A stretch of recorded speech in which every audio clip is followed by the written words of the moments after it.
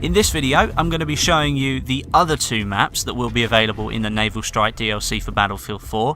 First of all, we're looking at Operation Mortar. Now this is a really nice looking map. Once again, there seems to be a central point for the map, and that's the C flag, which is right at the top of the hill. And it's one of the most interesting points on the map. Now, looking at the other areas, they're very low down, very flat, and right on the edges, and this happens to be pretty much the only inland flag on the whole map. Now, playing this on Carrier Assault, this was a really good flag to hold because it's extremely difficult to take back once a team has got hold of it. The reason it's so difficult is because the hill is so steep, you're having to look up into the sun all the time, and you can't really see where you're going, and you can't really see if an enemy is staring down at you. Now, there are a couple of things that you can use. There is an underground network system underneath the hill, very much like the bunker on Caspian Border in the Second Assault DLC, that's been dug into the ground, which allows you to sort of take the flag from underneath. You have to come above the ground to take the flag, but it means you do have some other routes to actually get up to it. The other reason that this is such a heavily contested flag, it's the area where the old cannons are housed in the DLC. Now, if you haven't seen this before, this is essentially a massive cannon that fires cannonballs across the map. It's completely irregular to anything else in the DLC, and if you get a kill with one of them, you can complete an assignment. Now, it's very, very difficult to get a kill with one of these. We tried for about an hour after everybody finished recording. Me, Jack, Matt, Wintergore and Vicstar stayed behind for a little bit. We played around with some of the things in the DLC.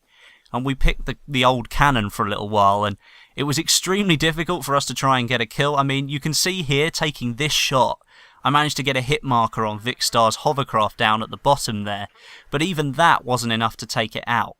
It can take out a scout heli in one hit, but an attack chopper or a transport chopper, you can't. It needs 2 hits from the old cannon. And this thing recharges so slow that by the time you've hit it once, your target's probably disappeared anyway. It really is a fun bit of kit to use, and after you fired a few shots you will get used to the bullet drop that's on this cannon. When I say bullet drop, it's not bullet drop at all.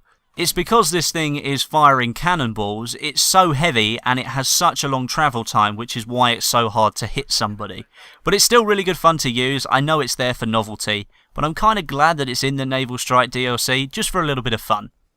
Now, as I mentioned in my previous video, Carrier Assault is obviously available on Operation Mortar, and I think it's a really good map to have. As I said already, the C flag is extremely important to hold because once you've got hold of it, it's very difficult for the enemy team to take it back and reverse the missile that's on it. But it's also very important to make sure that you have control of the other bases that are lower down to the ground. Those things can get missed on this map, and that's probably my only complaint for the whole map entirely. Apart from that, the visuals are absolutely stunning. On Carrier Assault, it's really good to play through this map. Obviously, you start with the break of day. I didn't actually get to witness the weather levolution on this map, which was a little bit of a shame. But I think it's because we just played Carrier Assault so much and we got through it so quickly because one team was just obviously better than the other on the day that we just didn't get to see the levolution. So when the DLC comes out, what you're supposed to see is a transition from sunrise to a storm, which I think could be really cool. One thing I will say about Carrier Assault, it seems that the layout of the MCOMs inside the carrier is exactly the same for all 4 maps, which I find a little bit strange, because it could probably get a little bit sameish if that was to happen all the time. Perhaps if there were a few spawn locations for those MCOMs, it would make things a little bit more interesting, make things a little bit more fun and random, because as I said, if you're going to be playing that sort of 2, 3, 4 games in a row, and the MCOMs are always in the same place, is that going to get a little bit boring? I think it might do. But anyway, on to the second map that I wanted to show you. The second one is called Lost Islands, and I think this is probably my favourite map of the whole DLC, but unfortunately seems to be the map that I have the least footage for, which is a shame. I had some really good attack boat footage where I was absolutely raping the other team, but it seems that the recorder I was using didn't record it properly. So, if you're ever going to buy a Hauppauge HD PVR rocket, I suggest you don't buy one, because today they were just an absolute nightmare to use. If you want to buy any of them, go out and buy an Avamedia one instead. But yeah, Lost Islands, the reason I like it so much is because there are lines of sight across the whole map. It's not too big and it's not too small. There are areas across the whole map for infantry combat and naval combat. it seems to be the perfect balance for this DLC. The centerpiece is obviously the crashed aeroplane, which you can actually blow up a little bit more than is already on the ground. And as you probably saw when I introduced the map in terms of footage, you can jump a hovercraft over the top of it if you use the wing that's stuck into the water.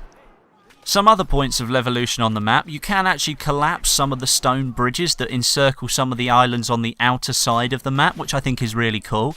It took a few shots from my attack boat to bring it down, but you could actually do that, and that blocked off a way for boats to get out of the island area, and it actually stopped infantry running over the top of the bridge as well. So when they were saying about Naval Strike influencing in terms of levolution a little bit more intricately, they've actually gone ahead and done that, and I think that's a really good thing.